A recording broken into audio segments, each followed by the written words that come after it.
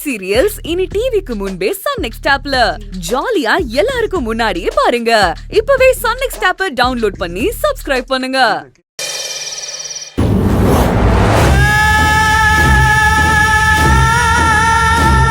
ரம்யா, உன் மனசுல நீ என்ன நினைச்சுக்கிட்டு இருக்க? இப்ப எதுக்காக அந்த ஏமாத்துக்காரன நம்பிக்கை துரோகிய வெளியில விட்ட?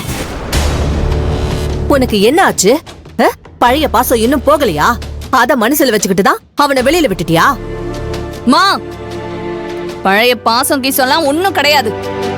நீ புரியாம எதையாவது உளறிட்டு இருக்காது. யாரு? நான் உளறனா? சரிடி, நீ உண்மையை சொல்லு. எதுக்காக இப்ப அவனை வெளியில விட சொன்ன? அப்படி சொல்லலனா நான் உள்ள போக வேண்டியது வந்திருக்கும்.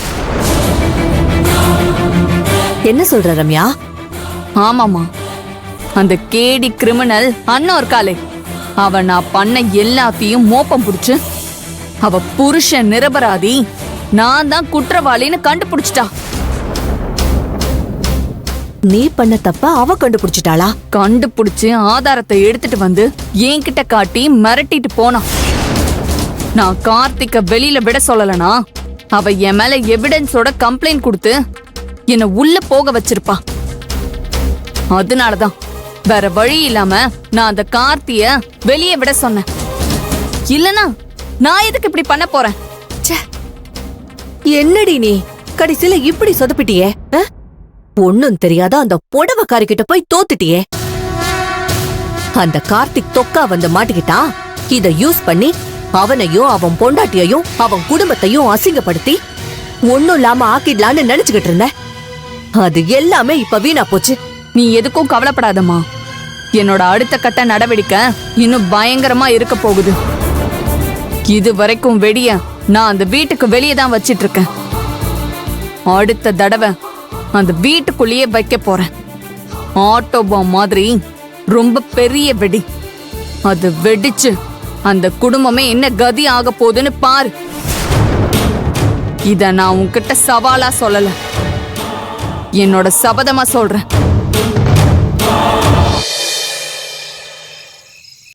கார்த்திக் அண்ணா,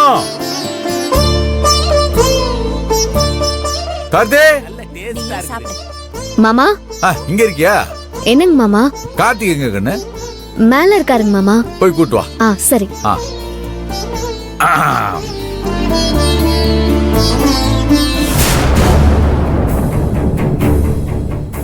என்னமோ எல்லாரும் கூவி கூவி கூப்பிட்டு இருக்காப்ல, என்ன விஷயமா? தெரியலடா, இரு கவனிப்போம். அப்பா வா கண்ணு, வா வா. சொல்லுங்கப்பா. உட்காரு உட்காரு கண்ணு. என்னப்பா கூப்பிட்டீங்கன்னு சொன்னா? ஆமா கண்ணு. உன்னை பத்தின கவலையில இன்னைக்கு எல்லாமே மறந்து போச்சு கண்ணு. உன்னை எப்படியாவது வெளியே கொண்டு வரணும்ன்ற பதட்டத்துல எனக்கு மாசம் தெரியல, தேதி தெரியல, நாள் தெரியல, நட்சத்திரம் தெரியல, எதுவுமே தெரியல கண்ணு. திடீர்னு கண்ணு முழிச்ச மாதிரி பார்த்தாக்கா 2 நாள்ல பொங்கல் வருது. ஆனா அந்த பொங்கலையே நான் மறந்து போயிட்டேன் கண்ணு. ஆமால்ல,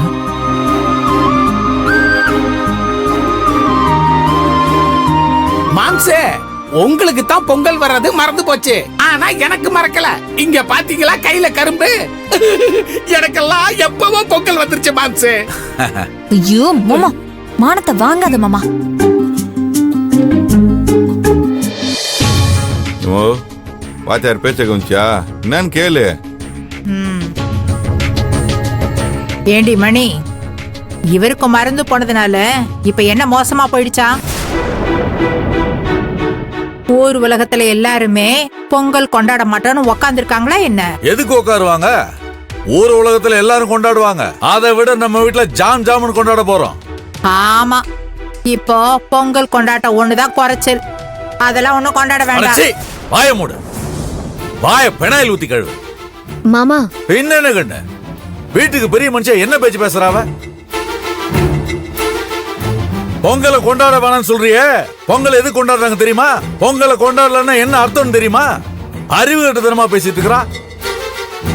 அப்பா அப்பா விடுங்கப்பா, கோவப்படாதீங்க. அம்மா சொல்ற மாதிரி.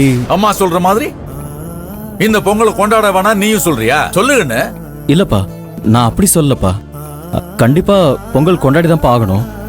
ஆனா பெருசா போட்டு இழுத்து விட்டுக்க வேண்டாம்னு நினைக்கிறேன்ப்பா.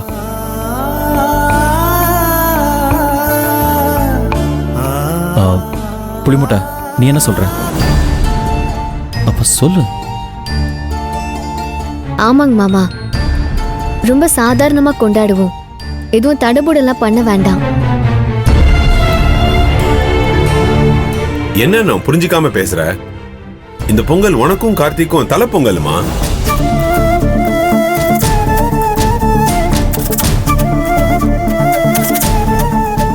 அண்ணா, தலை பொங்கல தடபுடலாம் இல்லாம சாதாரணமா கொண்டாட முடியுமா?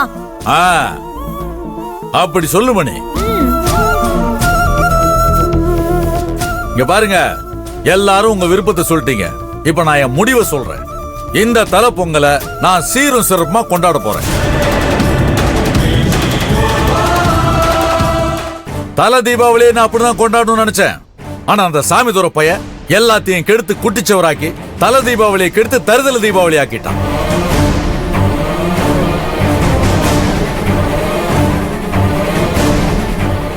அதெல்லாம் பத்தாதுன்னு கூடவே இருந்து குழி பறிக்கிற மாதிரி நம்ம வீட்டு சந்தோஷத்துல குழி தோண்டி போச்சிருக்காங்க சில கேடுகட்ட ஜென்மங்க. இதெல்லாம் ஈடுகட்டுற மாதிரி இந்த தலை பொங்கலை சீரும் சிறப்புமா நான் கொண்டாட போறேன்.